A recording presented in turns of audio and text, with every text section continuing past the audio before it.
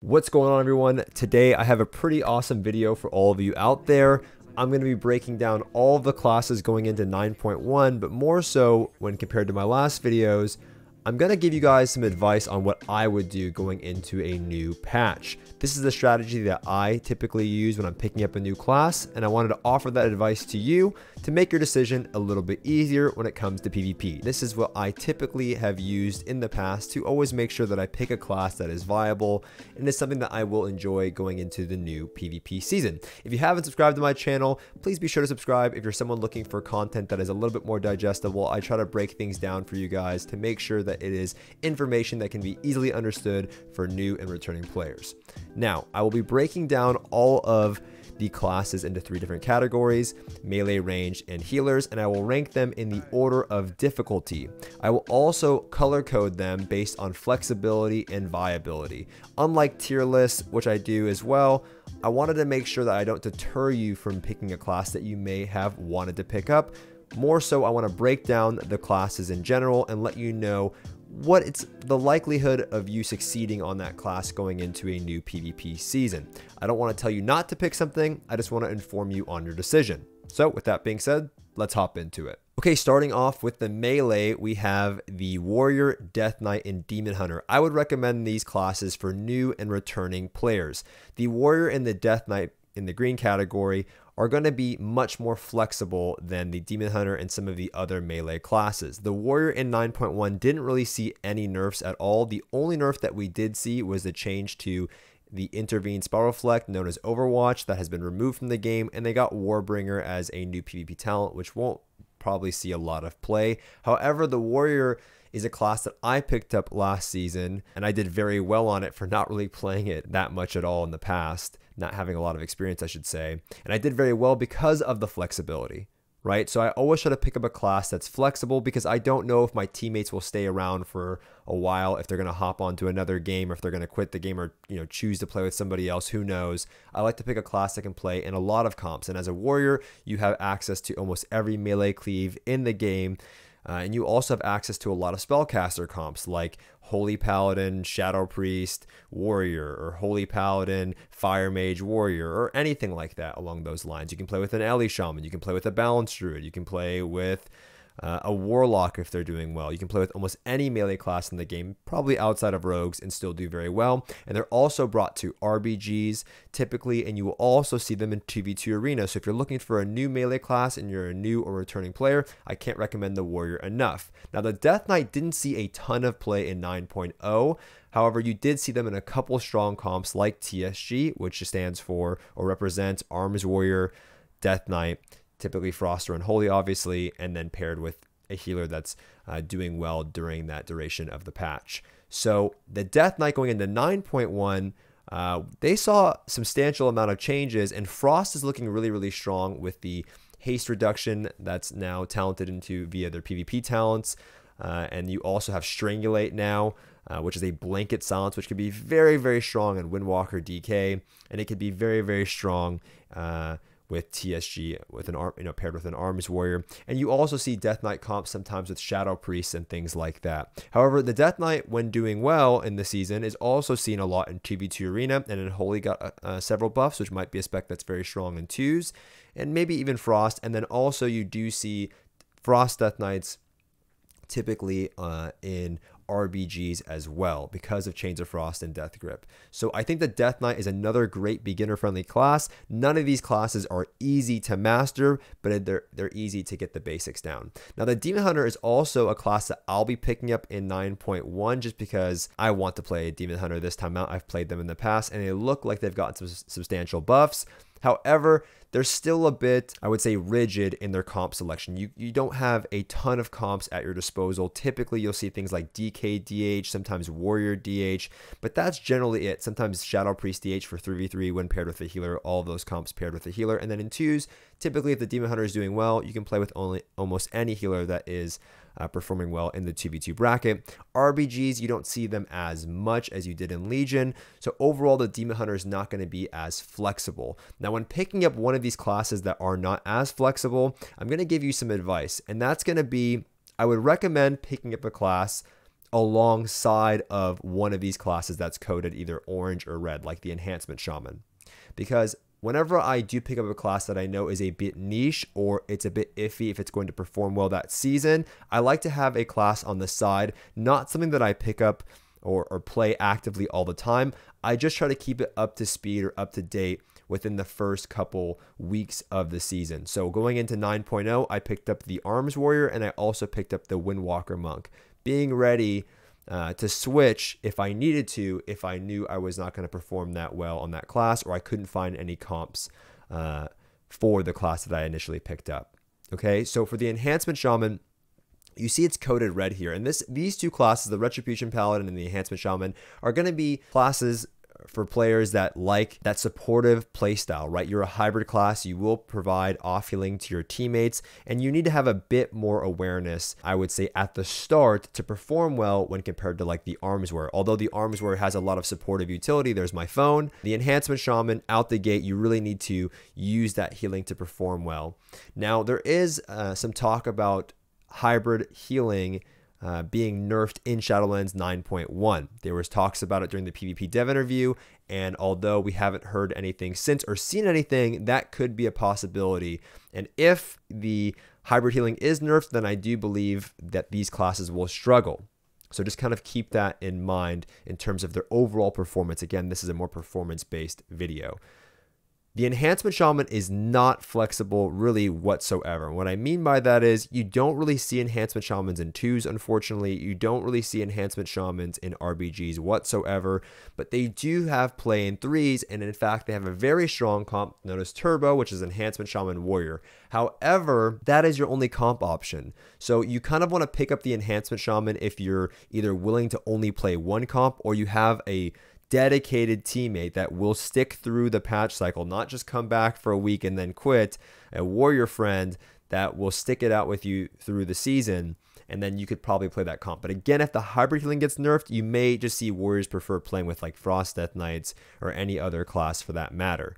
So pick up the Enhancement Shaman if you really want to, but I would also have a backup class just in case. The Retribution Paladin is a bit more flexible than I would say the Enhancement Shaman. The Retribution Paladin has some play time in 2s, but not as much as some of the other classes. They do have a couple comps in 3s. Typically, you'll see Ret Warrior with a healer in 3s. You'll see Ret Hunter in 3s, and then some variants of like Shadow Priest Ret Healer in 3s. But in RBGs, because of all the burst damage Retribution Paladins bring, you do see some play there as well. So they're much more flexible than the Enhancement Shaman, but again, not as flexible as some of the other classes that we mentioned today. Going into the final melee classes, again, melee is generally going to be a bit more flexible than some other classes and a bit easier to pick up. These are the more difficult, I would say, melee classes for new and returning players. And that's going to be the Rogue, Feral Druid, and the Survival Hunter. Now, the Rogue is going to be very flexible, much more flexible than the Feral Druid, because typically Rogues and Feral Druids compete for a spot, but Rogues always have a spot in RBGs, and Assassination is looking very, very strong. So you could probably pair in 2s, you can play double DPS with the Rogue, like Rogue Mage or sometimes Rogue Shadow Priest, and then you can play with a healer in 2s, almost any healer that's performing well, Holy Paladins, Druids, Resto Shamans, Disc Priests, Holy Priests. And then in 3s, your best comp's going to be like Rogue Mage with a healer like Rogue Mage Priest, but you'll also see comps like Rogue Shadow Priest and then Resto Shaman. RPS looks very strong next season. And then again, you always have a spot in RBGs. Assassination is the much easier spec, but you also need to understand setup when playing any of these classes because they really rely on setup. The Feral Druid right now in 9.0 is very, very strong, and they haven't really seen any nerfs outside of, I think it's called Leader of the Pack, which is a nerf to some of their passive healing for their team. But they also got a Mortal Strike, which will further strengthen the class, specifically in 2v2s. You're not always going to need that PvP talent in 3s, depending on the comp that you're playing, but in 2s, it'll be great. But you do have a lot of responsibility in terms of setting up with Cyclones, entangling roots, off healing, and things like that as a Feral Druid. And typically you play setup based comps like Jungle, which is a hunter paired with a Feral Druid and a healer, or Feral Mage, things like that. Feral Shadow Priest sometimes. So just kind of keep that in mind. However, the Feral is not as flexible, I would say, as the Rogue when you take into account RBGs and some other comps as well. Now, the Survival Hunter is another class that's doesn't have a lot of comp options. You don't see them in RBGs. You see them a lot in 2v2s, but particularly Hunters, not so much Survival Hunters. Survival Hunters are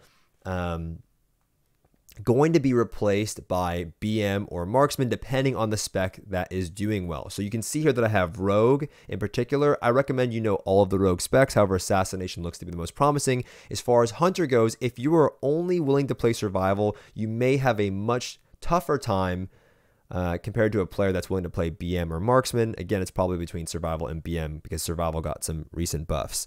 So just kind of keep that in mind. I'd recommend you be open to playing more than just Survival, and also keep in mind that whatever spec is doing well, players would prefer to play with, whether it be BM and Survival, and you don't have as many comp options as some of the other classes. So that's not to say Survival will not do well next season. It's just something to keep in mind. And this is where I messed up. You may have noticed that I forgot to mention Windwalkers in the initial recording of this video. However, that is not to say that Windwalkers are bad by any means. In fact, they do provide a tremendous amount of pressure in 2v2 Arena because of all of their cooldowns when spaced out appropriately. However, in 3v3 Arena, Windwalker monks tend to compete with the warrior class, and in 9.1, Windwalkers did not see a ton of changes, so I do expect to see warriors kind of take that place. However, you do have comps like Walking Dead with DKs looking very strong in 9.1 that can be your go-to comp of choice, playing with a Frost or Unholy Death Knight depending on which one's performing better, and grabbing any healer of your choice. Now for RBGs,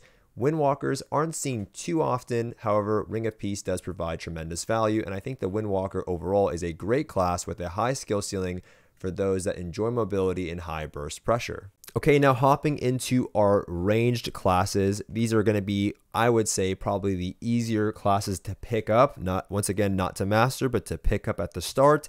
The BM Hunter is looking very promising in 9.1. Didn't really see any nerfs. They were very, very strong in 9.0 towards the end. And they also got some new PvP talents that will probably further aid them. I think the BM Hunter is the easiest Hunter spec to pick up. I think the Survival Hunter is much more difficult to play successfully. And I think the BM Hunter will be the preferred spec. You do have to understand setup, but again, how we saw jungle play out at the end of 9.0 is a good jungle knew how to set up, but sometimes you could just outlast certain teams because of how durable the classes and the comp really was. The Elemental Shaman and the Balanced Druid, again, I would say are a bit easier to pick up for new players because a lot of your damage is instant, right? You don't have to cast as much. You don't have to cast as a BM Hunter as a range class. You don't only have to cast as an Ellie, and you don't have to cast as a Balanced Druid. You put up instant cast damage, dots, flame shocks, moonfires, and then all of your big damage is going to be instant cast, right? Lava Burst, depending if you have procs and things like that, Earth Shocks, Star Surges. You still have to have a general understanding of how to play a ranged class. I would say ranged for new players is a bit more difficult, but if you really are set out on picking up a ranged class, these are all good options. Just know that all of these classes, BM Hunter, you have 2s, and then you really have Jungle for 3s, again, paired with a Feral Druid. You could play BM Hunter, Shadow Priest, like Holy Paladin, but the comp options are a bit more limited. Ellie Shaman, you can play with like a Shadow Priest, and then maybe whatever preferred healer, like a Resto Druid in 3s. You could play Ellie Shaman Fire Mage, Ellie Shaman Warrior. It's pretty flexible, but you don't see really any of BM Hunters or Ellie Shamans as often in RBGs like you would see Balanced Druids. Balanced Druids not that popular in 2s, pretty limited comp options in 3s, but they're everywhere in RBGs. So kind of keep that in mind when you're considering any of these classes. Not as flexible as some of the other classes, but you know, they do have some viability there. Now going into the second tier in terms of difficulty for range classes, we have the Shadow Priest, very flexible class. In regards to 3s. Their flexibility in 3s alone, I think, offers the green tier spot. You can play Shadow Priest Warrior, Shadow Priest Rogue, Shadow Priest Destro, Shadow Priest Mage, Shadow Priest Hunter. They have so much team utility that in 3v3 that I think they are a great class to pick up. However, you have to be comfortable when playing the Shadow Priest with dealing with interrupts, because most of the time you're going to be getting trained down to the ground and you have to deal with so many interrupts Specifically how they recently buffed Vampiric Touch and Shadow Word Pain and nerfed Devouring Plague. It's going to be important for you to get those dots out. Now, Warlock here, same thing. You have to deal with all of the interrupts, which can be a bit more frustrating if you are new to playing a ranged DPS in PvP. You can see here that I've marked them white with an asterisk, and that is because Warlocks are really up in the air. Everyone is saying Destro is going to be busted in 9.1.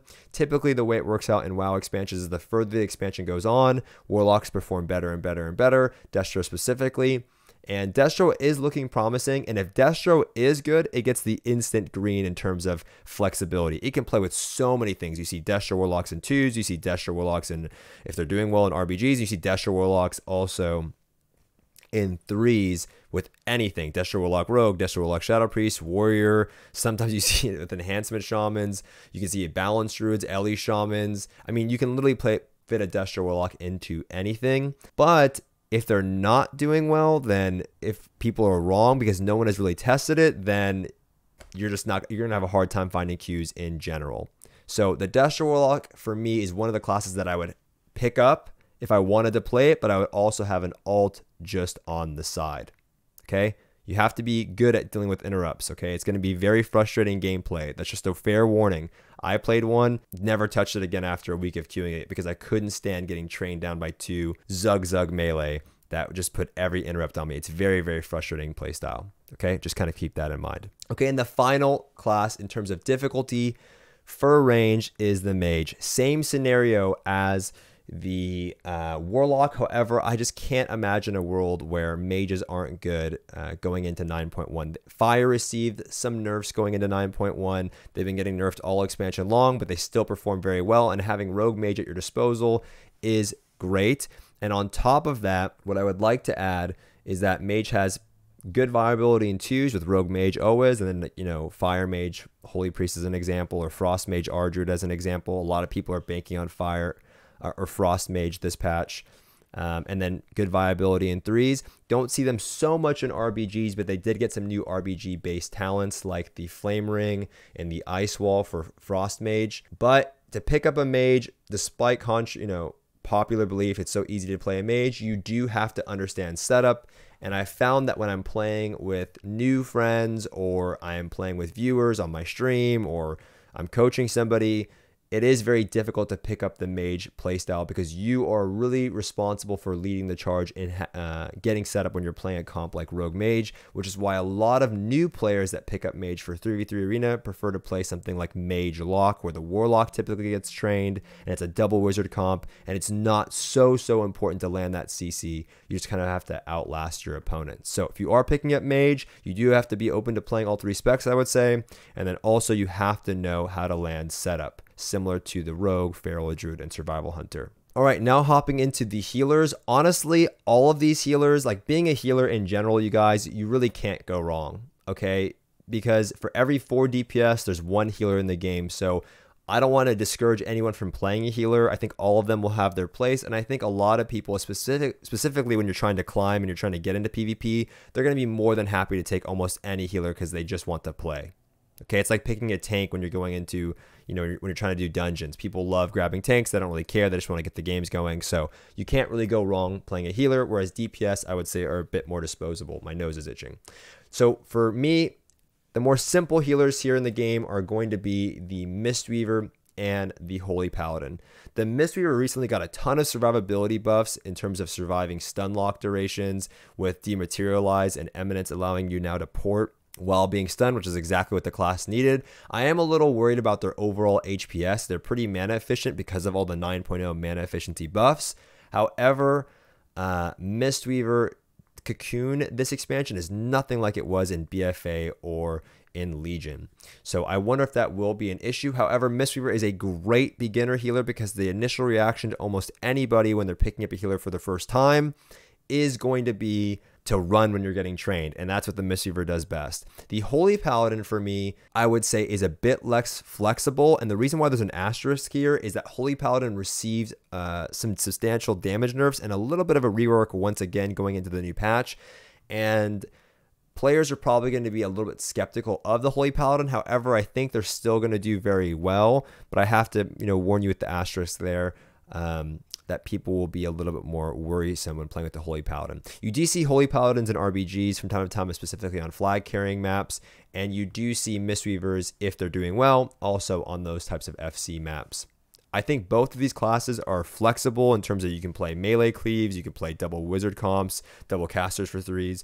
Both of them do pretty well in 2s, and I think there's a great overall pickup for anybody looking to get into healers, okay? I would say the Mistweaver is a little bit more of a safe bet right now at this point. Going into the Restoration Shaman, this is going to be for players that enjoy a much more oppressive playstyle. The Restoration Shaman requires you to really be in there at times when you have forward momentum and landing those groundings, those purges, those wind shears. So it's more of an intermediate healer. In terms of comp flexibility, it's not as flexible as some of the other classes, like the Holy Paladin or the Mistweaver.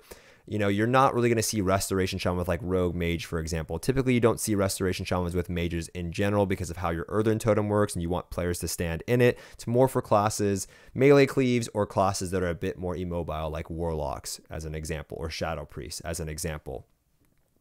The Restoration Shaman didn't get really any crazy changes going into 9.1. They did buff their Healing Tide totem with the PvP talent, and they gave them a Mortal Strike, which is pretty interesting, and that could play out well. You don't really ever see Restoration Shamans at all in RBG, so keep that in mind. But you do see them in 2s in this oppressive, aggressive playstyle, and you do see them quite a bit in 3s, but again, they're not the most popular healer, but I would say that they're one of the most rewarding healers because of their playstyle, and I think the Restoration Shaman is a good bit of fun. So just keep that in mind if you are wanting to pick one of these up.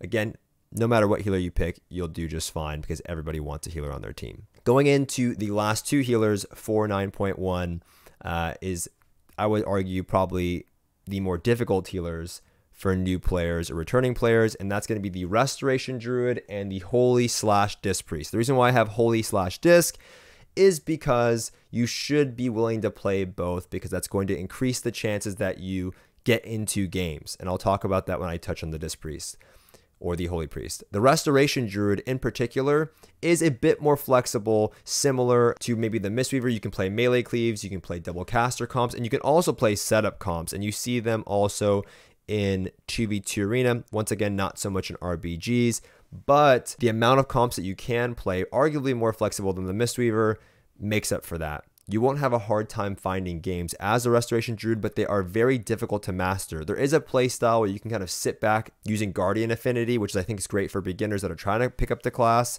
and just really do nothing, not really pushing for CC that much, and just try to keep your teammates alive.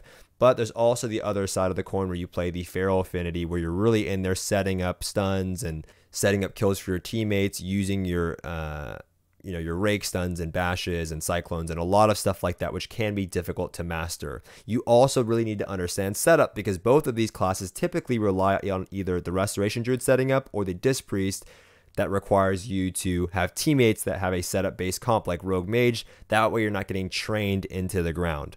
Now, when we're talking about the Holy and Disc Priest typically always wants to play a setup based comp because they can get trained very easily, and they don't have the healing throughput always to heal through enemy teams that aren't being controlled, right? When you play Rogue Mage, typically the entire team is controlled when you're doing your goes. Same goes for jungle, and that allows you to be offensive with your damage and heal via atonement. The Holy Priest has just a lot of burst healing, so it can heal these melee cleaves, but you are susceptible to being trained down, which is why you would see comps like Holy Priest Ret Warrior, for example, because the Ret can support the Holy Priest when they're in trouble with off healing, Sanks, and Bops, and things like that. Both of these healers are extremely rewarding. I would say the flexibility of these classes, Holy and Disc, if you play both of those, you're very flexible in what you want to play, and you see them a lot in 2s as well. And you were seeing a lot of Disc Priests in RBGs, but I don't know if you're going to see them as much because of the nerf to Ultimate Radiance. So if you are interested in RBGs, keep that in mind when picking up the Disc Priest. Restoration Druid, again, you don't see them in RBGs, but you do see them in just tons of comps, melee cleaves, and all of those things. So yeah, if you're new to healing, I much more recommend these healers or even this healer. But if you are a more experienced healer, or you just want a difficult challenge ahead of you, you can pick up any of these, I mean, any of the classes you can play, just go into the season knowing that you may have a more steep learning curve than somebody else that just picked up like an arms warrior per se, or a death knight, and you're picking up like a sub rogue or a feral druid or survival hunter. But all of these classes will do well if you find the right comps, because I think Shadowlands meta overall is a bit more balanced than what you'd see in previous expansions. So overall, this is just my advice. This is a system that I use for my friends, and I do for some people that I'm coaching and people in my guild, or just myself from time to time. I pick up a lot of new classes, and I've found that I picked classes in the past that aren't as flexible, and I don't get to play as much as I would like to. Okay, you can always refer to my previous tier list if you're someone that is looking to play the best of the best classes in the game, but I did a pretty good job, I would say, of just breaking down what you can expect going into the new season. And again, this is just more of competitive advice. If you're not someone that's very competitive, this video may not be as useful for you. Anyways, I hope you guys enjoyed the video. Please let me know in the comments if you did. If you have any more questions, you can also leave those in the comments. And if you like stuff like this, you can check out my live stream where I do answer a lot of class-specific questions, because I want you guys to have the best time possible going into a new PvP season. Thank you so much for watching, and I'll see you all in the next one.